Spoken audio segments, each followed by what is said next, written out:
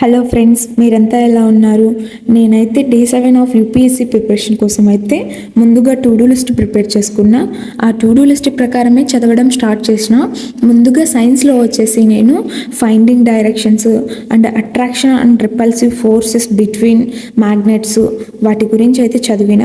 ఆ తర్వాత సోషల్లో వచ్చేసి చిన్న టాపిక్ ఉన్నది, అది వచ్చేసి క్యాష్ క్రాప్ అంటే ఏంటి, ఆ తర్వాత ఆక్వా కల్చర్ అంటే ఏంటి, ఫుడ్ క్రాప్ అంటే ఏంటి, వాటి గురించి చదివిన.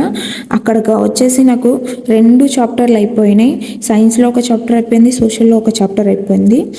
ఫ్రెండ్స్, మనం అనుకున్న గోల్స్ కావచ్చు, మనం అనుకున్నట్టు మన సక్సెస్ కావచ్చు, ఏదైనా ఒక్క రోజు కష్టపడితే రాదు. వాటి కోసం లాంగ్ టర్మ్ మనం కష్టం చేయాలా, కొన్ని సంవత్సరాలు కూడా పడవచ్చు.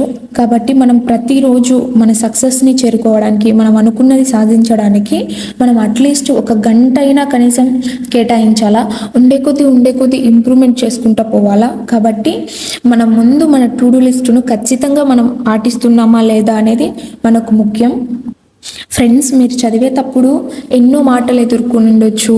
ఎవరి దగ్గర నుంచి అయినా, ఫ్రెండ్స్ కావచ్చు, లేదంటే ఫ్యామిలీ మెంబర్స్ కావచ్చు, ఎవరైనా బయట వ్యక్తులు కావచ్చు, ఎన్నో మాటలు అని ఉండొచ్చు.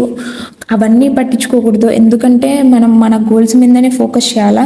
అవన్నీ పట్టించుకొని వాటన్నింటినీ మనం మైండ్లో గుర్తుపెట్టుకొని వాటన్నింటి గురించి ఆలోచిస్తే మనకి ఏం రాదు. ఒక టైం వేస్ట్, మనకు ఒక తలనొప్పి తప్ప.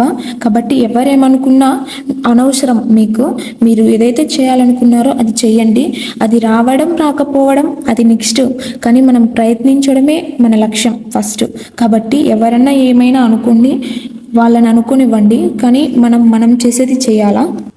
ఫ్రెండ్స్, ముందు కష్టంగా ఉంటుంది చదవడానికి, బుక్కుల ముందర కూర్చోవడానికి. అట్లీస్ట్ ఒకరోజు 1 గంట చదివి, మళ్ళీ ఒకరోజు ఇంకొక హాఫ్ అన్ అవర్ ఎక్కువ చదివి, అలా మనం ఇంప్రూవ్మెంట్ చేసుకుంటూ పోవాలి. ఎందుకంటే ఒక్కరోజే మనం గంటల తరబడి కూర్చొని చదవాలంటే మనకు అలవాటు ఉండదు.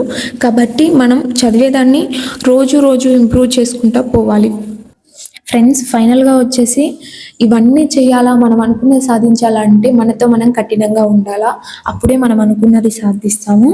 ఆ తర్వాత నేను వచ్చేసి ఆ 2 సబ్జెక్ట్ చదివిన తర్వాత నా బీఫార్మసీ సబ్జెక్టులు అయితే చదివిన, ఫార్మకాగ్నసీ అండ్ మెడిసినల్ కెమిస్ట్రీ. ఎందుకంటే ఇంకా సెమ్ దగ్గరలోనే ఉంది కాబట్టి ఇంకొక 15 days ఉంది అంతే జస్ట్. కాబట్టి ఆ 2 సబ్జెక్టులను చదివిన. ఫ్రెండ్స్, దగ్గరలో సెమ్ ఉంది కాబట్టి మనం ఇంకా ఈ టెక్స్ట్ బుక్లను చదవలేము. ఎందుకంటే ఇంకా బీఫార్మసీ సబ్జెక్టులు చదవాలా, ఇంకా మనం సిలబస్ అంతా క్లియర్ చేసుకోవాలా.